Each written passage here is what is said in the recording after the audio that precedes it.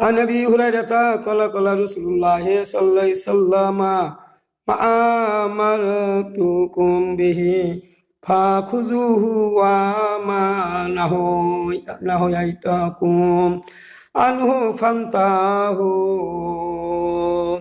সূরা হাশরের 7 নম্বর আয়াত। আর হলো ইবনে মাজার 1 নম্বর হাদিস।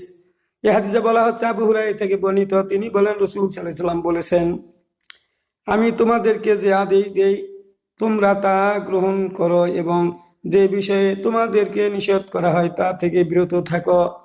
এটা ইবনে সুনানে ইবনে মাজার 1 নম্বর হাদিস। আমি 1 নম্বর হাদিস থেকে শুরু করলাম।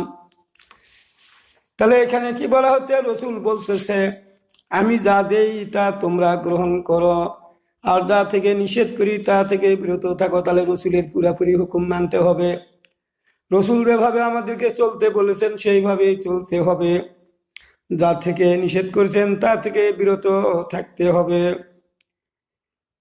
এটা হলো সূরা হাশরের 7 নম্বর আয়াত। এখানে বলা হচ্ছে ওমা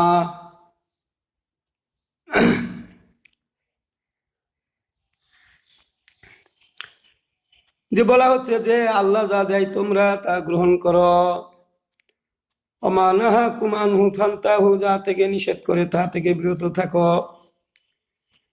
তাহলে সূরা হাশরের 7 নম্বর আয়াতে বলা হয়েছে আল্লাহ যা দেয়, আল্লাহ নিজেই রাসূলকে বলেছেন আল্লাহ আমি যা তাকে আমার রাসূলকে দেই তা তোমরা গ্রহণ করো, আর যা থেকে নিষেধ করে তা থেকে বিরত থাকো। আল্লাহ মানুষদেরও বলতেছে যে রাসূলরা বলবে তাই তোমরা করবে।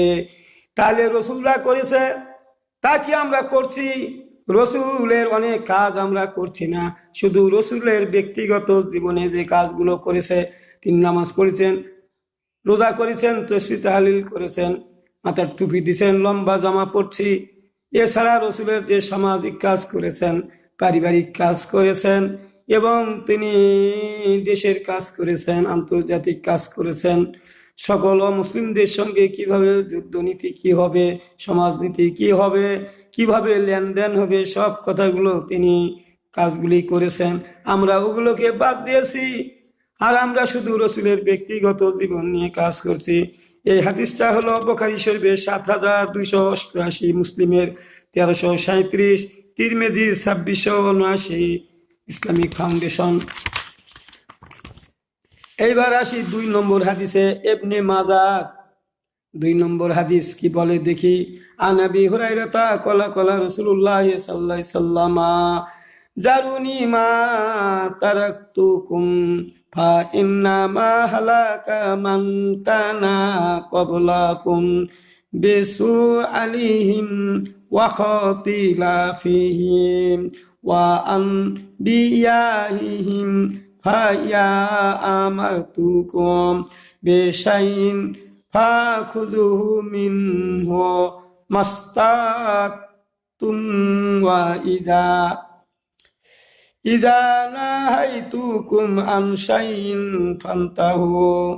আবু হুরায়রা থেকে বর্ণিত, রাসূল সাল্লাল্লাহু আলাইহি ওয়াসাল্লাম বলেছেন আমি যে সম্পর্কে তোমাদের বলিনি সে সম্পর্কে তোমরা আমাকে জিজ্ঞেস করো না।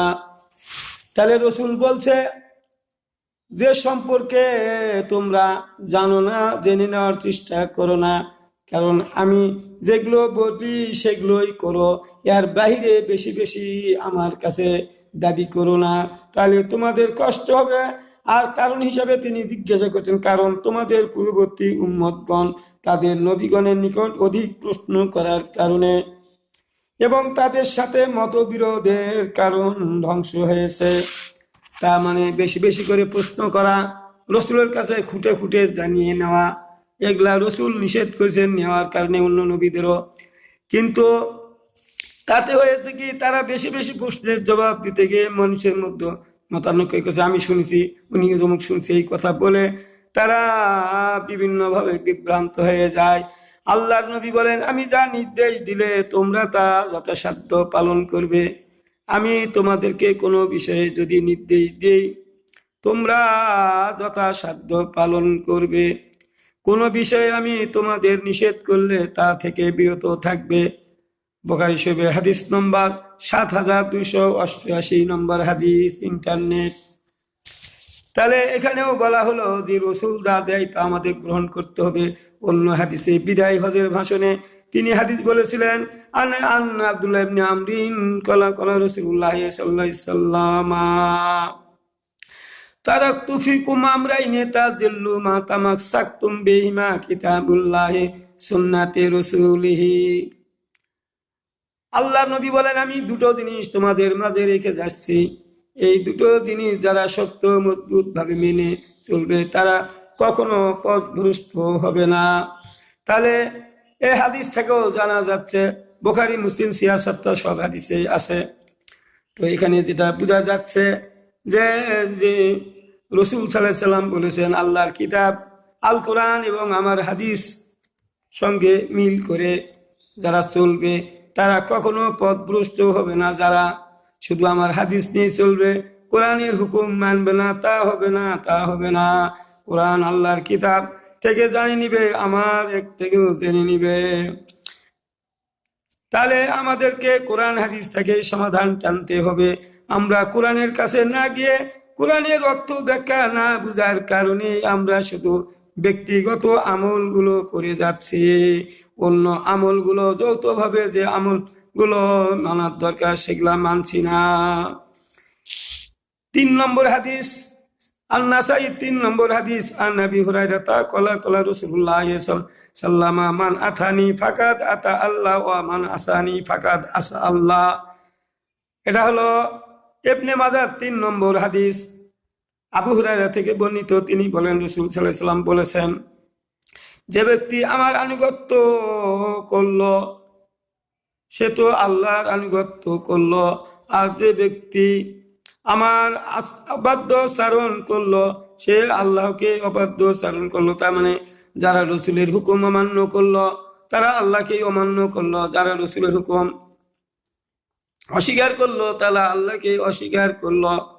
মানে মোট কথা এখানে বোঝা যাচ্ছে, এই রসুলের কর্মকাণ্ড যারা করলো তারা জান্নাতে গেল, আর যারা রসুলের কর্মকাণ্ডকে অমান্য করলো পক্ষান্তরে তারা আল্লাহর কর্মকাণ্ডে এই অমান্য করলো। আন-নাসাইর হাদিস নম্বর 4193, ইন্টারনেট। বুখারী শরীফের ইন্টারনেট 2957 নম্বর, মুসলিমের বুখারীর আর মুসলিম শরীফের হাদিস হলো 1835 নম্বর হাদিস। সহি হাদিস সবগুলো ইবনে মাজাহ থেকে নিয়েছি, কিন্তু সব হাদিসে এগুলো আছে। এইবার আমি আপনাদের সামনে ইবনে মাজাহর আরেকটা হাদিস দিচ্ছি, আমি অর্থ বলি। কুররা বিন ইয়াস বিন হিলাল রাদিয়াল্লাহু আনহু থেকে বর্ণিত, রাসূল সাল্লাল্লাহু আলাইহি ওয়াসাল্লাম বলেন, আমার উম্মতের একটি দল অব্যাহতভাবে কিয়ামত পর্যন্ত সাহায্যপ্রাপ্ত থাকবে, এবং যারা তাদের অবদস্ত করতে চায় তারা তাদের কোনো ক্ষতি করতে পারবে না। সহিহ সনদ।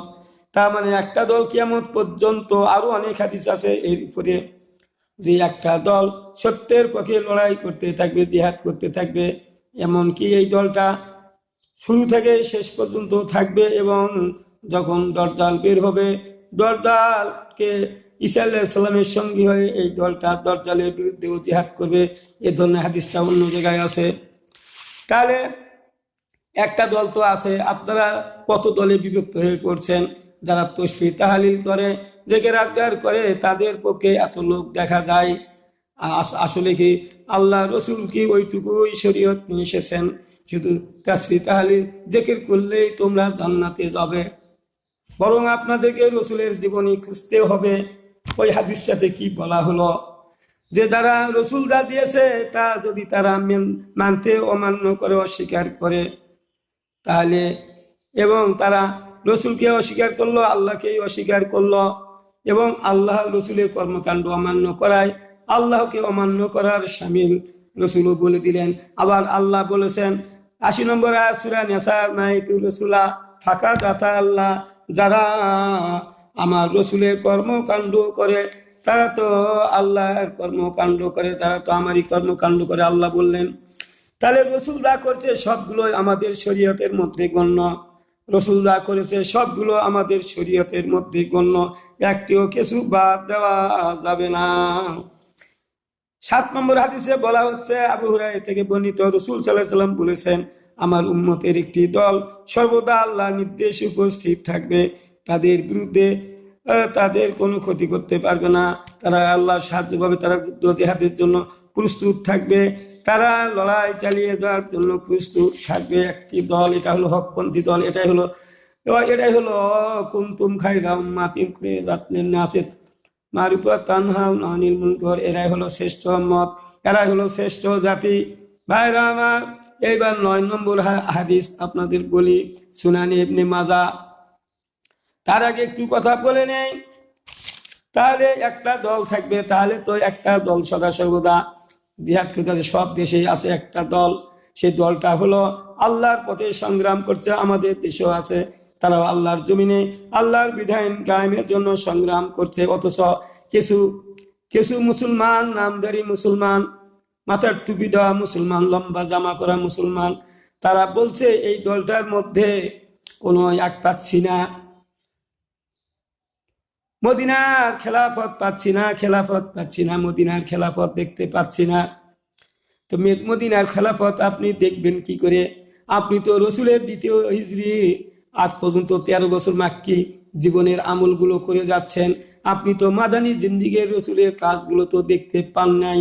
দেখতে যদি পাইতেন তাহলে মদিনার শরীয়ত দেখতে পারবে, মদিনার খেলাফত তোমরা দেখতে পারতে, এবং এই হাদিসগুলা বুঝতে পারলে একটি দল থাকবে, তারা আল্লাহর জমিনে আল্লাহর বিধান কায়েমের জন্য সচেষ্ট থাকবে। ওই আয়াতের আলোকে ওয়াকাতিলুম হাত্তা লা তাকুনা ফিতনাতুন ওয়া ইয়াকুনা দীনু কুল্লুহু লিল্লাহ, তোমরা তাদের বিরুদ্ধে সংগ্রাম অব্যাহত রাখবে যতক্ষণ না দুনিয়া থেকে ফিতনা ফাসাদ উচ্ছেদ হবে, আমার দিন কায়েম হবে। তাহলে একটা দল অবশ্যই সংগ্রাম চালিয়ে যাচ্ছে, ততক্ষণ সংগ্রাম চালাচ্ছে যতক্ষণ জমিনে আল্লাহর দিন কায়েম না হবে, তারা এই কাজটা করেই যাবে, এবং তারা শেষ পর্যন্ত দজ্জাল যখন বাইর হবে, ঈসা আলাইহিস সালাম আসবে, ঈসা আলাইহিস সালামের নেতৃত্বে তারা তাদের দলে যোগ দিয়ে দজ্জালের বিরুদ্ধে তারা জিহাদ করে যাবে। তাহলে আমি আপনাদের সামনে মনে কিছু নিবেন না, এখানে একটা কথা বলে নিই, যারা আমরা নামাজ রোজা তসবিহ তাহলের উপরে বিশ্বাস করে আর এর বাইরে যেতে চাই না, তাহলে একটা দল তো থাকবে, সে দলটা তো ঈসা আলাইহিস সালামের সঙ্গী হয়ে দজ্জালের বিরুদ্ধে যুদ্ধ করবে। এখনো দলটি আছে। আপনাদের মধ্যে কোনো যুদ্ধ জিহাদের কথা তো আপনারা বলেন না, অথচ বিশাল দল, আপনাদের বিশাল দল, আপনারা অন্যায় কাজে বাধাও দেন না, অথচ আপনাদের বইয়ে লেখা আছে। আমি কি তোমাদের এমন জিনিসের সন্ধান দিব যা নামাজ রোজা থেকে সদকা? হুজুর সাল্লাল্লাহু আলাইহি সাল্লাম বলেন, সাহাবীরা বলেন যে হুজুর বলেন কোন জিনিস নামাজ রোজা থেকে উত্তম, সদকা থেকে উত্তম, এত বড় সওয়াব আবার কোনটাতে আছে? তখন আল্লাহর নবী বললেন, যখন মানুষের মধ্যে ঝগড়াঝাঁটি হবে তোমরা তা মীমাংসা করে দিবে, মীমাংসা করার ব্যবস্থা করে দিবে, তাহলে তোমাদের নামাজ রোজা সবগুলো থেকে উত্তম সওয়াব পাবে। তাহলে তাদের বইয়ে এটা লেখা আছে, তারপরেও তারা এটা মানে না, এই হাদিসকে তারা বইয়ে লিখেছে, নিজেরাই আমল করে না। ভাইরা আমার, তারপরেও তারা নিজেকে তারা হক্কানি দল বলে দাবি করে। এইবার দেখেন আবার এটা 6 নম্বর হাদিস, 7 নম্বর হাদিসটা আমি আপনাদের সামনে তুলে ধরছি। ইবনে মাজাহ 7 নম্বর হাদিস ধারাবাহিকভাবে আবু হুরায়রা থেকে বর্ণিত, রাসূল সাল্লাল্লাহু আলাইহি সাল্লাম বলেছে, আমার উম্মতের একটি দল সর্বদা আল্লাহর নির্দেশে উপস্থিত থাকবে, তাদের বিরুদ্ধে তাদের কেউ ক্ষতি করতে পারবে না। তাহলে তো বুঝতে পারলেন একটা দল তো থাকবেই, এই দলটার কাজ হলো আল্লাহর পথে অন্যের বিরুদ্ধে লড়াই করা। ইবনে মাজাহ 9 নম্বর হাদিস, 8 নম্বর হাদিসটাও একই রকম, ওই জন্য 9 নম্বর হাদিসটা নিয়েছি। শুআইব বিন মুহাম্মদ রাদিয়াল্লাহু তাআলা থেকে বর্ণিত, মুআবিয়া রাদিয়াল্লাহু আনহু ভাষণ দিতে দাঁড়িয়ে বলেন, মুআবিয়া রাদিয়াল্লাহু তাআলা মসজিদে ইমামতি করতে গিয়ে ভাষণ দিতে গিয়ে বলেন, তোমাদের আলিমগণ কোথায়? আমি রাসূল সাল্লাল্লাহু আলাইহি ওয়াসাল্লাম থেকে বলতে শুনেছি, কিয়ামত পর্যন্ত আমার উম্মতের একটি দল সর্বদা লোকদের উপর বিজয়ী থাকবে, তারা কারো সাহায্য নিতে আগ্রহী থাকবে না, তারা সংগ্রাম চালিয়ে যাবে। ভাইরা আমার, আমরা তো যারা দেখেন একটি দল দেখা যাচ্ছে যেটা জামাত ইসলামী ছাত্র শিবির, এরা কাউকে ডাকতেছে না, তারা যারা জড়ো হয়েছে তারা নিজেরাই জিহাদ চালিয়ে যাচ্ছে অন্যায়ের বিরুদ্ধে, তারা অন্যায় অনাচারের বিরুদ্ধে লড়াই করে যাচ্ছে, কারো সাহায্য চাচ্ছে না। এইবার 10 নম্বর হাদিস, ইবনে মাজাহ 10 নম্বর হাদিস, সাওবান রাদিয়াল্লাহু আনহু থেকে বর্ণিত, রাসূল সাল্লাল্লাহু আলাইহি সাল্লাম বলেছেন, কিয়ামত পর্যন্ত আমার উম্মতের একটি দল সব সত্যের উপর স্থির থাকবে এবং সাহায্য প্রাপ্ত হতে থাকবে। মহান আল্লাহর নির্দেশ কিয়ামত আসা পর্যন্ত তাদের বিরুদ্ধে তাদের কোনো ক্ষতি করতে সক্ষম হবে না। তার মানে একটা দলের কাজ থাকবে, তারা কাজ করে যাবে, কিন্তু তাদেরকে নিঃশেষ করে দেওয়া যাবে না। তাদের উপর জুলুম নির্যাতন আসবে ঠিকই, কিন্তু তারা নিঃশেষ হয়ে যাবে না, শেষ হয়ে যাবে না। এই হাদিসের মর্ম হলো ওটাই, এবং তারা ক্ষতি করতে, ধ্বংস করে দিতে সক্ষম হবে না। তাহলে ভাইরা আমার, সে দলটা তো আছে, এই দলটাকে নিষিদ্ধ করে দিয়েছিল, কিন্তু সবাই মনে করেছিল এই দলটা আর নাই। কিন্তু দেখেন, নিষিদ্ধ করে দিল, আর সেই দলটা আজকে কিভাবে লোকজন দলে দলে দাখিল হতে থাকলো ইসলামের মধ্যে। শ্রেষ্ঠ উম্মতের দলে কিভাবে দখল হয়ে গেল, তারা দাখিল হয়ে গেল। মুসলিম শরীফের হাদিস নম্বর 1920, 2889, তিরমিজি শরীফের হাদিস নম্বর 2176, আবু দাউদের 4252 নম্বর হাদিস, সবগুলোই সহিহ হাদিস, ইন্টারনেট। এইবার আমি 11 নম্বর হাদিসটি আপনাদের সামনে নিয়ে আসতেছি। রাসূল সাল্লাল্লাহু আলাইহি সাল্লাম, ইবনে মাজাহ 11 নম্বর হাদিস, জাবির বিন আব্দুল্লাহ রাদিয়াল্লাহু তাআলা থেকে বর্ণিত, আমরা নবী সাল্লাল্লাহু আলাইহি সাল্লামের উপস্থিত থাকায় তিনি একটি সরল রেখা, সোজা রেখা টানলেন, এবং তার ডান দিকে দুটি সরল রেখা টানলেন, বাম দিকে দুটি সরল রেখা টানলেন, আর একটা সোজা টানলেন। তারপর তিনি মধ্যবর্তী রেখার উপর হাত রাখলেন এবং বললেন, এটা আল্লাহর রাস্তা। এই সোজা রেখার উপর হাত দিয়ে বললেন, এটা আল্লাহর রাস্তা। তারপর তিনি এ আয়াত তেলাওয়াত করলেন, সূরা আনামের 153 নম্বর আয়াত, 154 নম্বর আয়াত। অর্থ হলো, অনুবাদ হলো, এ পথেই আমার সরল পথ, অতএব সুতরাং তোমরা এই পথে অনুসরণ করবে, ভিন্ন পথ অনুসরণ করবে না, অন্যথায় তা তোমাদেরকে তার পথ থেকে বিচ্ছিন্ন করে ফেলবে। সূরা আনাম এত। তাহলে আল্লাহ স্পষ্ট করে বলে দিলেন, বাম দিকে এই যে 60, এই যে 72 দল হবে, এই যে বিভিন্ন দলে বিভক্ত হয়ে পড়বে, ডান দিকে বাম দিকে দল ভাগ হয়ে যাবে, কিন্তু রাসূল বলছে একটাই দল, এটা হলো সরল পথ, সোজা পথ, আর কোনো পথে যাওয়া যাবে না। একটাই সরল পথ, সোজা পথ হলো আল্লাহর নবী যা করেছেন, সাহাবীগণ যা করেছেন তাই করতে হবে। যোগ করা যাবে না, বিয়োগ করা যাবে না, যোগ বিয়োগ হবে না। রাসূল যা করছে তাই মানতে হবে, সাহাবীগণ যা করছে তাই মানতে হবে, সেই কথাই বোঝানো হয়েছে। সাহাবীগণ, খোলাফায়ে রাশিদিনগণ আল্লাহর নবীর কোনো কাজ তারা বাদ দেয় নাই, যা শুনেছে তাই করেছে। তাহলে আপনারা নামাজ রোজা নিয়ে খুশি হলেন, আপনারা তো পূর্ণাঙ্গ শরীয়তের অনুসরণকারী নয়। আপনারা যারা জিকির করে, যারা এক করতে ইবাদত করতেছেন, আপনাদের তো পূর্ণাঙ্গ নয়, আপনারা তো ডাল পুরাপুরি সব অংশকে মেনে চলেন না, সুদ ঘুষের কথা বলেন না, আল্লাহর আইনের কথা বলেন না, চোরের হাত কাটি দিতে হবে তাও বলেন না, কিছু করেন না, খালি শুধু নামাজ রোজা আর জিকির আজগার, যাতে করে সহজে জান্নাতে যাওয়া যায়। ভাইরা আমার, সরল রেখা টানলেন, একটা রেখা। এই কোরআন হাদিসে যা পাওয়া যাবে, ওই যে রাসূল শেষ ভাষণে বলেছেন, কোরআন আল্লাহর কিতাবে যা পাওয়া যাবে, আমার হাদিসে যা, সেই হাদিসে যা পাওয়া যাবে, তার সাথে মিল করে তোমরা চলবে, তাহলে পথভ্রষ্ট হবে না। আপনারা কোরআনের হুকুম অমান্য করে চলেছেন। এখন যদি আপনি বলেন যে আমরা তো কোরআন হাদিসকে মিল করে আমল করছি, তাহলে আমি বলবো, ওয়াকাতিলুহুম হাত্তা লা তাকুনা ফিতনাতুন ওয়া ইয়াকুনা দ্বীনু কুল্লুহু লিল্লাহ। আল্লাহ নিজেই বললেন, তোমরা তাদের বিরুদ্ধে সংগ্রাম চালিয়ে যাও যতক্ষণ না দুনিয়া থেকে ফিতনা ফাসাদ উচ্ছেদ হবে, আল্লাহর জমিনে আল্লাহর বিধান কায়েম না হবে, ততক্ষণ তোমরা সংগ্রাম চালিয়ে যাবে।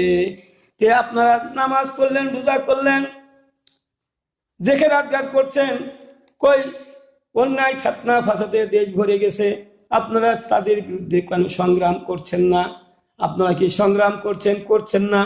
এবং আপনারা কি আল্লাহর আইন আনার জন্য চেষ্টা করছেন না? তাহলে এই আয়াতকে আপনারা প্রত্যাখ্যান করেছেন। আপনারা জেনেই হোক আর না জেনেই হোক, আপনারা এই আয়াতের হুকুম অমান্য আপনাদের দ্বারা হয়ে যাচ্ছে।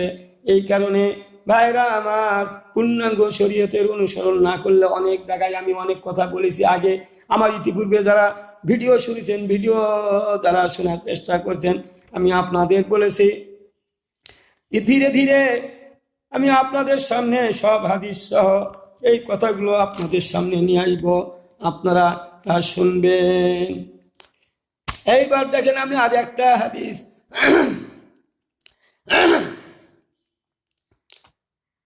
আজকে আমি এই পর্যন্তই বিদায় নিতে চাচ্ছি। আগামীকাল ইবনে মাজার 12 নম্বর হাদিস থেকে শুরু করব আমার আলোচনা।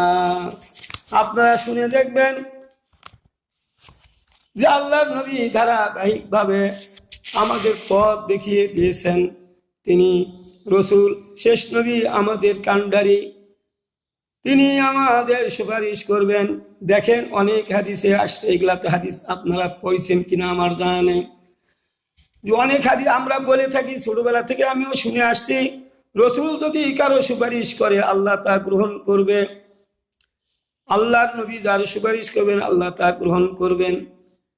আর যারা আল্লাহর রসুলের সুপারিশ থেকে বঞ্চিত হবে তারা হবে হতভাগা। কথা তো এটা ঠিক আছে, কিন্তু সব সুপারিশ ওয়াইন্নামা আনা নাযীর মুবিন না, ফামা তানফাউহুম শাফাতুশ শাফিঈন, ফলে সুপারিশকারীদের সুপারিশ তাদের কোনো কাজে আসবে না। যদি রসুলের কর্মকাণ্ডের সাথে নিজের কর্মকাণ্ড মিল করতে না পারে, সাহাবীদের কর্মকাণ্ডের সঙ্গে তাদের কর্মকাণ্ড মিল না হতে পারে, ফামা তানফাউহু শাফাতুশ শাফিঈন, ফলে সুপারিশকারীদের সুপারিশ কোনো কাজে হবে না। যেহেতু আব্দুল্লাহ বিন উবাই রসুলের কর্মকাণ্ডের সাথে সব মিল করতে পারে নাই, নামাজ রোজা করেছে, উমরাও করেছে, কিন্তু তিনি পুরাপুরি রসুলের হুকুম মানে নাই। এই কারণে তাদের রসুলের সুপারিশ শাফায়াত কোনো কাজে আসলো না। ভাইরা আমার, আমাদের কর্মকাণ্ড যদি আব্দুল্লাহ বিন উবাইয়ের মতো হয়ে যায়, কিছু মানবেন আর কিছু মানবেন না, তাহলে আমাদেরও এই অবস্থা হবে। এই জন্য আমি আপনাদের বলি যে আপনারা সামান্য আমল করে অনেকে জান্নাত পেয়ে গেল, আপনাদের কর্মকাণ্ড সেই রাস্তায় নাই। যে রাস্তায় সামান্য কর্মকাণ্ড করলেই জান্নাত পাওয়া যাবে, সেই রাস্তায় আপনারা নাই, যেটা সহজ, যেটা সুবিধাজনক, যেটা কোনো হুড়িহাঙ্গাম নাই, যেটাতে কোনো দিন মারামারি হবে না, আপনারা সেই জন্য নামাজ রোজাকেই বেছে নিয়েছেন। কিন্তু আপনারা যেহেতু তাসবিহ তাহলিল করে সহজেই জান্নাত যেতে চাচ্ছেন, কিন্তু এটা হলো, সেটা হবে না, আপনাদের এটা ভুল। ওগুলা যেগুলা আপনারা বলেন এগুলা নফল ইবাদত না করলেও গুনাহ হবে না, কিন্তু ফরজ। আর যেটা অল্প কাজ করলেই জান্নাত পাওয়া যাবে, এটা হলো ফরজে আইন। এই ফরজে আইনকে বাদ দিয়ে নফল নিয়ে টানাটানি করছেন, অথচ ফরজে আইনের একটা হুকুম যদি পালন করেন, এমন কিছু হুকুম আছে যা আল্লাহ আপনার সমস্ত জীবনের গুনাহ খাতাগুলো মাফ করে দিবেন। ওয়াদা আল্লাহ হাক্কুন, আল্লাহ তার ওয়াদা খেলাপ করে না। যারা শুধু জেকের আজকারে, আমি দেখি অনেক ভিডিও আমাদের যায়, কেউ কেউ এমন বিরোধিতা করে এবং এমন গালাগালি করে, তখন ওই ভাইদের কাছে, কালকে একজন আমাকে প্রশ্ন করলো, গতকালকে বলল যে কিসের রাজনীতি করেন, রাজনীতি কোথায় আছে, ত্যাগ করেছে। তখন আমি এই প্রশ্নের জবাবটা দেওয়া মনে করলাম, কিন্তু সেখানে দিতে পারলাম না। আমি এখানে শেষ ভিডিও আমি এখানে বলে যাচ্ছি। তাহলে রসুল সাল্লাল্লাহু আলাইহি ওয়াসাল্লাম রাজনীতি করে নাই, ভালো কথা। তাহলে প্রশ্ন রেখে বলছি, তাহলে রসুল সাল্লাল্লাহু আলাইহি ওয়াসাল্লাম চোরের হাত কাটলেন কিভাবে, কেসাস করলেন কিভাবে, জেনা বিচারে কিভাবে সঙ্গে সার করলেন, আপনি একটু করে দেখেন না? তাহলে রসুল তো রাষ্ট্র ক্ষমতায় নেন নাই, তাহলে তো রসুল সাল্লাল্লাহু আলাইহি ওয়াসাল্লাম এগুলো বিচার ফয়সালা করেছে। ওয়াসারিকু ওয়াসারিকাতু ফাকতাউ আইদিয়াহুমা জাযাম কাসাবা নাকালাম মিনাল্লাহ, পুরুষ কিংবা নারী চুরি করলে তার হাতটা কেটে দাও, এটা তাদের কৃত্যকর্মের ফল, এটা আল্লাহর আদর্শ দণ্ড। তাহলে আপনারা রাজনীতি করবেন না, ভালো আল্লাহর আইনগুলো বাস্তবায়ন করেন। যারা আল্লাহর আইনে বিচার করে না তারা কাফের। তাহলে আপনারা এইখান থেকে যদি ধরেন, তাহলে আপনারা আল্লাহর আইনে কি বিচার করার চেষ্টা করেন না? যারা আল্লাহর আইনে বিচার করার জন্য যারা আন্দোলন করছে, চেষ্টা করছে, তাদের বিরোধিতা করে থাকেন। আপনাদের তো এখান থেকে জানা যায় আপনার ইমানই নাই। এখন এই আয়াতটার উপরে আপনাদের বিশ্বাস নাই। ফাকাতিল ফি সাবিলিল্লাহ লা তুকাল্লাফু ইল্লা নাফসাকা ওয়া হাররিজিল মুমিনিন, 84 নম্বর আয়াত সূরা নিসা দেখবেন। আল্লাহ বলছে, রাসূল তুমি অন্যায়ের বিরুদ্ধে যুদ্ধ করো, লড়াই করো, কারণ এই ব্যাপারে তোমাকে জিজ্ঞাসাবাদ করা হবে, দায়ী করা হবে। আর মুমিনদেরকে উদ্বুদ্ধ করো জিহাদে। তাহলে আপনারা নিজেরাও জিহাদ করেন না, অন্যদেরকে উদ্বুদ্ধ করা তো দূরের কথা। তাহলে আপনার এই আয়াতের হুকুম অমান্য করলেন। আপনি কোরআন মুখস্থ করেন, কোরআন মুখস্থ করে হাফেজ হন, 1 নেকিতে 1 হরফে 10 নেকি নেওয়ার চেষ্টা করেন। আপনি যে এই আয়াতের কতগুলো হরফ আছে, কতগুলা এক আছে, তো আপনি যে এই হুকুমটা মানলেন না, তাহলে আপনি হরফের শব্দের কি সওয়াব পাবেন? কারণ আপনি তো আল্লাহ বলছে, হে রাসূল তোমাকে দায়ী করা হবে, তুমি মুমিনদেরকে উদ্বুদ্ধ করো, এটা আমরের সিগা, অর্ডার করতেই হবে, এটা ফরজে আইন। তা আপনি এই ফরজে আইনকে অমান্য করে যে চলছেন আর নিজেকে খাঁটি ইমানদার বলে দাবি করছেন। তাহলে এখান থেকে জানা গেল, এই হাদিস থেকেও জানা গেল যে আপনারা যে চিন্তা চেতনায়, আয়াত থেকে জানা গেল, কোরআনের আয়াত থেকে জানা গেল যে আল্লাহর নিজের হুকুম করেছেন যুদ্ধ জিহাদ করার জন্য, না করলে দায়ী করা হবে।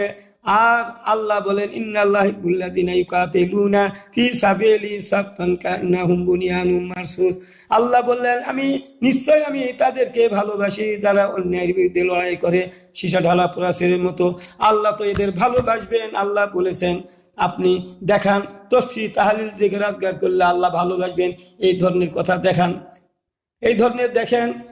রসুল বলছে তোমরা এগুলা আমল করো, ফরজগুলা করার পরে কোনো কাজ কাম না থাকলে বসে থাকা মানুষ তখন ওগুলা করবে, যখন ফরজ আসে যাবে তখন ওগুলা করার আর দরকার নাই। এটাই বড় এক। তো আপনারা এগুলা বড় কাজটা না করে ছোট কাজগুলোর মধ্যে গেছেন। এগুলা নফল করলে করলেন, না করলে কোনো গুনাহ নাই।